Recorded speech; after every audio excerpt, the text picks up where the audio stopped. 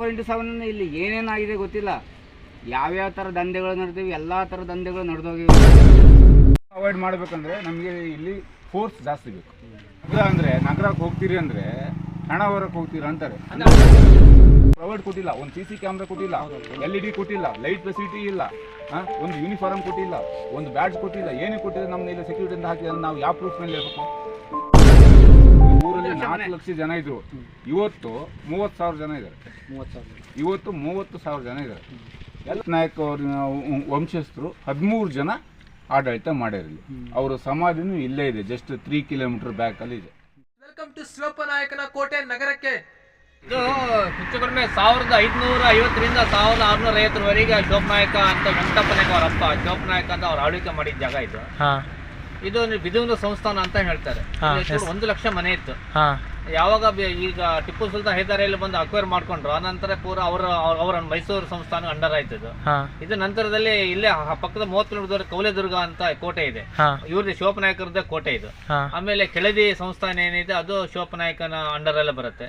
ಆಮೇಲೆ ಚಿತ್ರದುರ್ಗದ ಮದಕರಿ ನಾಯಕ ಏನಿದ್ದಾರೆ ಇವ್ರು ಮಾವ, ಅದು ಅವರೆಲ್ಲ ಒಂದೇ ಸಾವಂತರ ಅಂತ ಒಂದೇ ಕುಟುಂಬದವರು.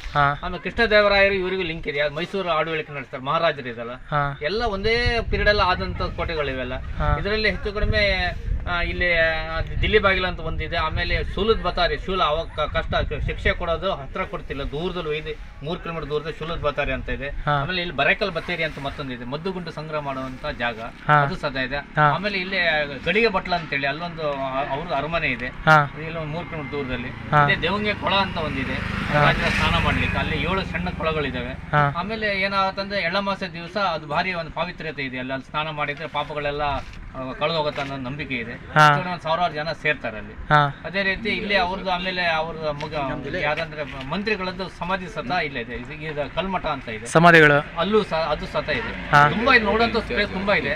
ಏನಂದ್ರೆ ಇಲ್ಲಿ ಲಿಂಗನಮಕ್ಕೆ ಡ್ಯಾಮ್ ಕಟ್ಲಿಕ್ಕೆ ಹೋಗಿ ಪೂರ ಮುಳುಗಡೆ ಆಯ್ತು. ಮುಳುಗಡೆ ಆದ ನಂತರ ಪೂರಾ ಸರ್ವನಾಶ, ಏನು ಇಲ್ಲ. ಇದು ಕೋಟೆ ಒಂದು ಎತ್ತರದ ಇದೆ, ಇಲ್ಲದ ಇದು ಮುಳುಗಡೆ ಆಗ್ತಿದೆ. ಕೆಳಗಡೆ ಇದೆ, ಬ್ಯಾಕ್ವರ್ಡ್ ನಿಂತಿದೆ ನೋಡಿ, ಅಡ್ಡಿಲ್ ನಡೀತಾ ಇದೆ. ಟೂರಿಸ್ಟ್ ಎಲ್ಲ ಬಂದ್ರೆ ಒಂದು ನೋಡುವಂತ ಜಾಗ ಇದೆ ನಮಗೆ, ಅದೊಂದು ತುಂಬಾ ಖುಷಿ ಆಗುತ್ತೆ. Okay, thanks. ಅಲ್ಲ ಸರ್, ಇವರೆಲ್ಲ ಇದೆಲ್ಲ ಮಾಡಿದ್ರು, ಸ್ಟೇ ಎಲ್ಲ ಆಗ್ತಿದ್ರು ಇವರೆಲ್ಲ? ಇಲ್ಲಿ ಅರಮನೆ ಇದೆಯಲ್ಲ, ಅರಮನೆ ಶಿವಮೊಗ್ಗದಲ್ಲಿ ಇದೆ. ಇವರು ಶಿವಮೊಗ್ಗದಲ್ಲಿ ಇದೆಯಾ? ಶಿವಮೊಗ್ಗದಲ್ಲಿ. ನಮ್ಮ ಕೊಲೆದುರ್ಗದಲ್ಲಿ ಪ್ಯಾಲೇಸ್ ಇದೆ. ಕೊಲೆದುರ್ಗ ತುಂಬಾ ಚೆನ್ನಾಗಿದೆ, ನೋಡಿ ವ್ಯೂ ಪಾಯಿಂಟ್ಗಳಿದಾವೆ. ಕೊಲೆದುರ್ಗದಲ್ಲಿ ಒಂದು ದೇವಸ್ಥಾನ ಇದೆ, ಕಾಶಿ ವಿಶ್ವನಾಥ ದೇವಸ್ಥಾನ. ಯಾಕಂದ್ರೆ ಹಿಂದಿನ ಕಾಲದಲ್ಲಿ ಕಾಶಿ ಹೋಗಿ ಆಗ್ತಿರ್ಲಿಲ್ಲ, ಅದಕ್ಕಾಗಿ ಶಿವಪ್ಪ ನಾಯಕ ಏನ್ ಮಾಡಿದ್ರು, ಕಾಶಿ ವಿಶ್ವನಾಥ ದೇವಸ್ಥಾನ ಪ್ರತಿಷ್ಠಾಪನೆ ಮಾಡಿ ಜನಗಳಿಗೆ ಅನುಕೂಲ ಆಗಿ ಮಾಡಿದ್ದಾರೆ. ಅಲ್ಲಿ ಅಲ್ಲೂ ತುಂಬಾ ಚೆನ್ನಾಗಿದೆ. ನಾನು ಅಲ್ಲಿ ಮಾಡ್ತೀನಿ. ಇದನ್ನ ಮಾಡಿದ್ಯಾರು ಸರ್? ಇದನ್ನ ಆಳ್ವಿಕೆ ಮಾಡಿದ್ದು ಶಿವಪ್ಪ ನಾಯಕ ಅಲ್ಲ, ಇದನ್ನ ಮಾಡಿದ್ನಲ್ಲ ಅದು ಅಕ್ವೈರ್ ಮಾಡ್ಕೊಂಡು ಮೈಸೂರು ಸಂಸ್ಥಾನದಲ್ಲಿ ಹೈದರಾಲಿ ಟಿಪ್ಪು ಅವ್ರದ್ದು ಆಡಳಿತ, ಅವಾಗ ಅವ್ರ ಅಕ್ವೈರ್ ಮಾಡ್ಕೊಂಡ್ರು ಅವ್ರು ಬಂದು. ಆಕ್ಚುಲಿ ಒಂದು 1680 ಶಿವಪ್ಪ ನಾಯಕ್ ಅವ್ರ ಅಣ್ಣ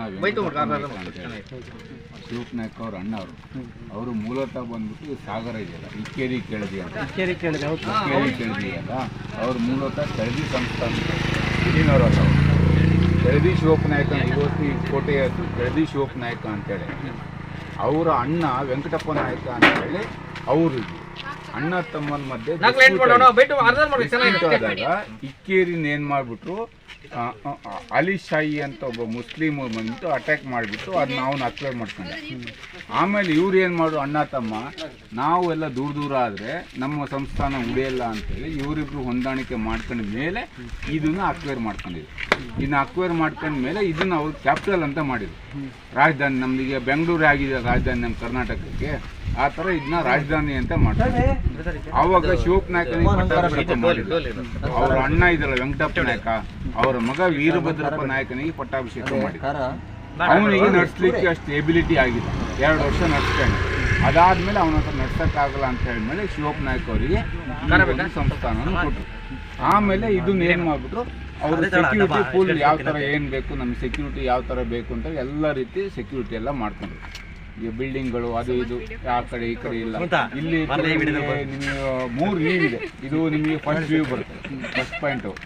ಅಲ್ಲಿ ಸೆಕೆಂಡ್ ಪಾಯಿಂಟ್, ಲಾಸ್ಟ್ ಮೇಲೆ ಹೋದ್ರೆ ಅದು 3rd ಪಾಯಿಂಟ್. ಅದು ಅಲ್ಲಿಂದ ನಿಂತರೆ 5 ಕಿಲೋಮೀಟರ್ವರೆಗೂ ನೀವು ಯಾರು ಬಂದ್ರೂ ನಿಮಗೆ ಕಾಣುತ್ತೆ. ಆಮೇಲೆ ಇದು ಬಂದ್ಬಿಟ್ಟು ಇದೆಲ್ಲ ನೀರು, ಸರೌಂಡಿಂಗ್ ಡ್ರೈನೇಜ್, ಇದೆಲ್ಲ ಮೊಸಳೆ ಬಿಡ್ತಿದ್ರು. ಯಾರೇ ಬಂದರೂ ಇದನ್ನ ದಾಟಿ ಬರಬಾರ್ದು ಅಂತೇಳಿ ಇದನ್ನ ಡ್ರೈನೇಜ್ ಥರ ಮಾಡಿದ್ವಿ. ಇವಾಗ ತೋರಿಸಿದ್ನಲ್ವಾ ಕೋಟೆ, ಇದರಲ್ಲಿ ಟಾಪ್ ಹೈಯೆಸ್ಟ್ ಅಂದರೆ ಮೇಲ್ಗಡೆ ಟಾಪಲ್ಲಿರೋದು ಅಂದರೆ ಅದೇ ನೋಡಿ ಫ್ರೆಂಡ್ಸ್, ಆ ಒಂದು ಪ್ಲೇಸ್. ಶಿವನಾಯಕ ಆಡಳಿತ ಮಾಡಿದ್ಮೇಲೆ 13 ಜನ ಅವ್ರ ಅನುಭವಿಸ್ಕೊಂಡು ಆಡಳಿತ ಮಾಡ್ಯಾರ. 13 ಜನ ಶಿವನಾಯಕ, ವೆಂಕಟಪ್ಪ ನಾಯಕ, ಭದ್ರಪ್ಪ ನಾಯಕ, ಕಿರಿಯ ವೆಂಕಟಪ್ಪ ನಾಯಕ. ಎಷ್ಟು ವರ್ಷ ಆಯ್ತು ಸರ್ ಇದು ನಿರ್ಮಾಣ ಆಗಿ? ಸರ್ 1680 ಅಲ್ಲ, ನಿರ್ಮಾಣ ಆಗಿದ್ದು ಇತಿಹಾಸ ಗೊತ್ತಿಲ್ಲ ಸರ್. ಆಳ್ವಿಕೆ ನಿರ್ಮಾಣ 1550 ರಿಂದ ವೆಂಕಟಪ್ಪ ನಾಯಕ ಅವರು ಅಕ್ವೇರ್ ಮಾಡೋಕ್ಕಿಂತ ಮುಂಚೆ ಮೂಲತಃ ಇದ್ದಿದ್ದು ಹೊಸಂಗಡಿ ಅಂತ ಬರುತ್ತೆ ಗೊತ್ತಾ, ಕುಂದಾಪುರದ ಹೊಸಂಗಡಿ. ಹೌದು ಸರ್. ಅಮ್ಮಿ ದೇವಿ ಅಂತ ರಾಣಿ ಇದ್ರಲ್ಲಿ, ಅಮ್ಮಿ ದೇವಿ ಅಂತೇಳಿ ಅವ್ರ ಆಡಳಿತದಲ್ಲಿ ಇದ್ದಿದ್ದರು. ಅವರಿಂದ ವೆಂಕಟಪ್ಪ ನಾಯಕ ಅವರು ಅಕ್ವೇರ್ ಮಾಡ್ಕೊಂಡಿದ್ರು. ಅದಕ್ಕಿಂತ ಮುಂಚೆ ಇದು ಯಾರು ಕಟ್ಟಿದ್ರು ಏನೋ ಅದು ಇತಿಹಾಸ ಇಲ್ಲ. ಈಗ ನಮಗೆ ಸಿಕ್ಕಿರೋ ಇತಿಹಾಸ ಏನಂದ್ರೆ ಒಂದು 500 ಇಯರ್ಸ್ ಅಷ್ಟೇ ಸಿಕ್ಕಿರೋದು. ಆಮೇಲೆ ಶಿವಪ್ಪ ನಾಯಕ ಅವ್ರ ವಂಶಸ್ಥರು 13 ಜನ ಆಡಳಿತ ಮಾಡಿರಲಿ. ಅವರ ಸಮಾಧಿನೂ ಇಲ್ಲೇ ಇದೆ, ಜಸ್ಟ್ 3 ಕಿಲೋಮೀಟರ್ ಬ್ಯಾಕಲ್ಲಿ ಇದೆ. 3 ಕಿಲೋಮೀಟ್ರಲ್ಲಿ ನೀವು ಕೊಲ್ಲೂರು ಹೋಗ್ತಿರಲ್ಲ, ಆನ್ ದಿ ವೇ ಕೊಲ್ಲೂರು ಹೋಗ್ಬೇಕಾದ್ರೆ ಜಸ್ಟ್ 3 ಕಿಲೋಮೀಟ್ರಲ್ಲಿ ಶಿವಪ್ಪ ನಾಯಕ ಅವ್ರ ವಂಶಸ್ಥರು ಪೂರ್ತಿ ಸಮಾಧಿ ಅಲ್ಲೇ ಇದೆ. ತೆಗ್ಗಿದೆ, ಆದರೆ ಇಲ್ಲಿ ಬರಬೇಕಪ್ಪ, ಹಿಡ್ದು ದಾಟಿ ಹೋಗ್ಬೇಕು ಅಂತಂದರೆ ಇಲ್ಲಿ ಕೆಳಗಡೆ ಒಂದು ಸುರಂಗ ಮಾರ್ಗ ಇದೆ ನೋಡಿ, ಅದನ್ನು ನಿಮಗೆ ತೋರಿಸ್ತೀನಿ.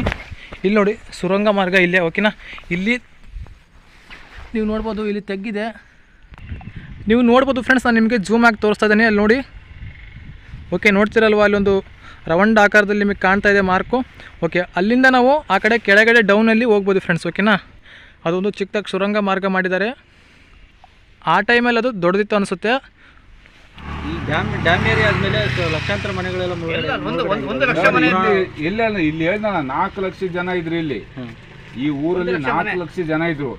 ಇವತ್ತು 30,000 ಜನ ಇದ್ದಾರೆ. 30,000 ಇವತ್ತು 30,000 ಜನ ಇದ್ದಾರೆ.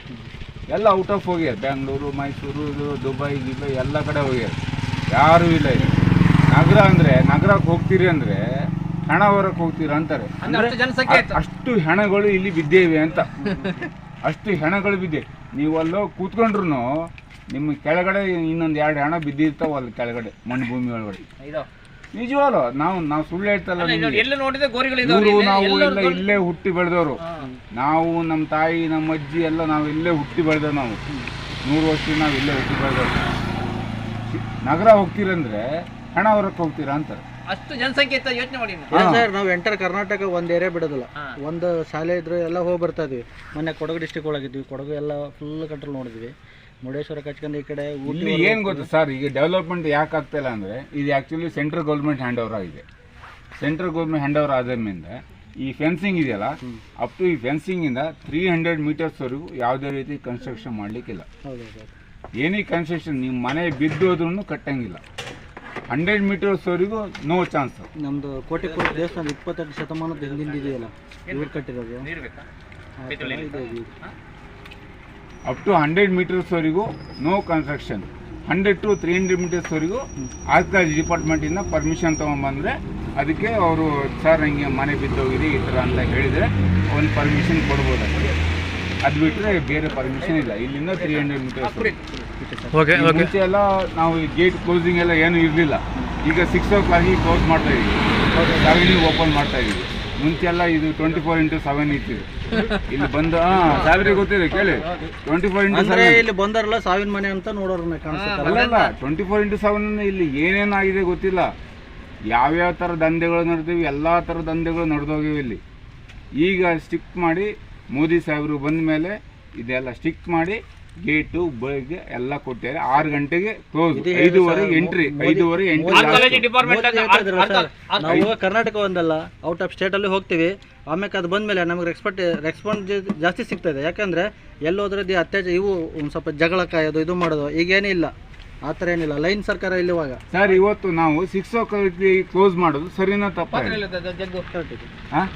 6 o'clock ಮೇಲೆ ಇಲ್ಲಿಗಲ್ ಆಕ್ಟಿವಿಟೀಸ್ ನಡೀತೀವಿ. ಹೌದೌದು, ಇಲ್ಲಿಗಲ್ ಆಕ್ಟಿವಿಟೀಸ್. ಹಾಗಾಗಿ ನಾವು 6 o'clock ಕ್ಲೋಸ್ ಮಾಡ್ತೀವಿ, ಬೀಗ ಹಾಕ್ತೀವಿ. ಬೀಗ ನಮ್ಮ ಹತ್ರ ಇದೆಯಲ್ಲಿ ಒಳಗಡೆ ಕೆಲವು ಜನ ಹೇಗೆ ಬರ್ತಾರೆ ಅಂದರೆ, ಕೆಲವು ಜನ ಅವ್ರ ಲೈಫ್ನ ಇದನ್ನು ಮಾಡಕ್ಕೆ ಬರ್ತಾರೆ, ಕೆಲವು ಜನ ನೋಡೋದಕ್ಕೆ ಬರ್ತಾರೆ. ಆದರೆ ಎಲ್ಲದು ಒಂದೇ ಥರ ಇರಲ್ಲ ಸರ್. ಇಲ್ಲಿ ಫೋಕ್ಸೋ ಕೇಸ್ ತುಂಬಾ ಇದೆ. ಹೌದೌದು, ಫೋಕ್ಸೋ ಕೇಸ್ ತುಂಬಾ ಇದೆ. ನೋಡಿದ್ರೆ ಗೊತ್ತಾಗುತ್ತೆ. ನಾನು ನಿಮ್ಗೆ ಹೇಳೋದು ಬೇಡ, ನಿಮ್ಗೆ ಅರ್ಥ ಆಗುತ್ತೆ ಸರ್. ನಾನು ಹಂಗೆ ಫೋಟೋ ಹೊಡಕ್ಕೆ ಹೋಗಿದ್ದಲ್ಲ, ನಾನು ಎಲ್ಲ ತುಂಬ ಫೋಕ್ಸೋ ಕೇಸ್ ಆಗಿದೆ. ಈಗ ನಾವು ಇದು ಕಂಟ್ರೋಲ್ ಮಾಡಿದ ಮೇಲೆ ಒಂದು 30-40% ಅವಾಯ್ಡ್ ಆಗಿದೆ. ಇನ್ನೂ ಅವಾಯ್ಡ್ ಮಾಡಬೇಕಂದ್ರೆ ನಮಗೆ ಇಲ್ಲಿ ಫೋರ್ಸ್ ಜಾಸ್ತಿ ಬೇಕು, ಯಾಕಂದರೆ ಇದು ಟೋಟಲ್ ಬಂದ್ಬಿಟ್ಟು 50 ಎಕರೆ ಇದು, 50 ಎಕರೆ ಇದು. 50 ಎಕರೆಯಲ್ಲಿ ನಾವು ಎಲ್ಲಂತ ಹುಡ್ಕೋದು, 3 ಜನ ಎಲ್ಲಂತ ಹೋಗ್ತೀರಾ? ಈಗ ನೋಡಿ ಅಲ್ಲಿ ಮೇಲೆ ಹೋಗಿ ಬರ್ಬೇಕಂದ್ರೆ ನಮಗೆ ½ an hour ಬೇಕು. ಅತ್ಲ ಹೋಗ್ತೀರಾ, ಇತ್ಲ ಹೋಗ್ತೀರಾ, ಎಲ್ಲ ಹೋಗ್ತೀರಾ? ಆ್ಯಕ್ಟಿವ್ ಇದ್ರೆ ಮನುಷ್ಯನಿಗೆ ಟೈಮ್ ಬೇಕಲ್ಲ ಸರ್? ಅಲ್ಲಲ್ಲ ಸರ್, ಗೊತ್ತಿಲ್ಲ ಅದು. ಈಗ ನಮಗೇನು ಏನು ಪ್ರೊವೈಡ್ ಕೊಟ್ಟಿಲ್ಲ, ಒಂದು CC ಕ್ಯಾಮ್ರಾ ಕೊಟ್ಟಿಲ್ಲ, LED ಕೊಟ್ಟಿಲ್ಲ, ಲೈಟ್ ಫೆಸಿಲಿಟಿ ಇಲ್ಲ, ಒಂದು ಯೂನಿಫಾರ್ಮ್ ಕೊಟ್ಟಿಲ್ಲ, ಒಂದು ಬ್ಯಾಡ್ಜ್ ಕೊಟ್ಟಿಲ್ಲ, ಏನೂ ಕೊಟ್ಟಿಲ್ಲ. ನಮ್ಮನ್ನ ಇಲ್ಲಿ ಸೆಕ್ಯೂರಿಟಿಯಿಂದ ಹಾಕಿದ್ರೆ ನಾವು ಯಾವ ಪ್ರೂಫ್ ಮೇಲೆ ಹೇಳ್ಬೇಕು? ಈಗ ನೀವೇ ಬನ್ನಿ, ನೀನು ಯಾವನಪ್ಪ ಅಂತ ಕೇಳ ನಾನು ಏನು ಹೇಳ್ಬೇಕು ನಿಮಗೆ?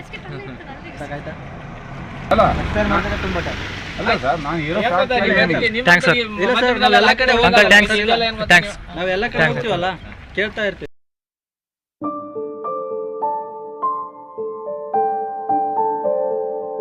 ಮಿಸ್ಟರ್ ಅಡ್ವೆಂಚರ್ 01 ಚಾನೆಲ್ಗೆ ಸಬ್ಸ್ಕ್ರೈಬ್ ಆಗಿ ಬಂಧುಗಳೇ. ವಿಡಿಯೋ ಇಲ್ಲಿಗೆ ಎಂಡ್ ಮಾಡ್ತಾ ಇದ್ದೀನಿ. ಹೆಚ್ಚಾನು ಈ ಒಂದು ವಿಡಿಯೋನ ಸ್ಟೂಡೆಂಟ್ಸ್ಗೆ ಶೇರ್ ಮಾಡಿ, ಅವರು ಕೂಡ ಗೊತ್ತಾಗಲಿ, ಯೂಸ್ಫುಲ್ ಆಗುತ್ತೆ ಈ ಒಂದು ವಿಡಿಯೋ.